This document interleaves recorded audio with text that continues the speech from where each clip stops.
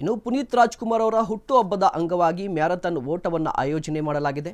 Power steps ಹೆಸರಿನ 5 ಕಿಲೋಮೀಟರ್ನ marathon ಇದು. ದೊಡ್ಡಬಳ್ಳಾಪುರದ ಭಗತ್ ಸಿಂಗ್ ಕ್ರೀಡಾಂಗಣದಲ್ಲಿ ಓಟ ಈಗಾಗಲೇ ಆರಂಭವಾಗಿರುವಂಥದ್ದು. ಮ್ಯಾರಥಾನ್ಗೆ ಚಾಲನೆಯನ್ನು ಕೊಟ್ಟಿದ್ದಾರೆ ಶಾಸಕರಾಗಿರುವಂತಹ ಧೀರಜ್ ಮುನಿರಾಜ್ ಅವರು. ಮ್ಯಾರಥಾನ್ನಲ್ಲಿ ಸಾಕಷ್ಟು ಜನರು ಕೂಡ ಭಾಗಿಯಾಗಿದ್ದಾರೆ. ಜೊತೆಗೆ ಪುನೀತ್ ರಾಜ್ಕುಮಾರ್ ಅವರ ಅಭಿಮಾನಿಗಳು ಕೂಡ ಭಾಗಿಯಾಗಿದ್ದಾರೆ. ಪುನೀತ್ ರಾಜ್ಕುಮಾರ್ ಅವರ ಹಾಡುಗಳಿಗೆ ಕುಣಿದು ಕುಪ್ಪಳಿಸಿದ್ದಾರೆ ಮಕ್ಕಳು, ಮಹಿಳೆಯರು.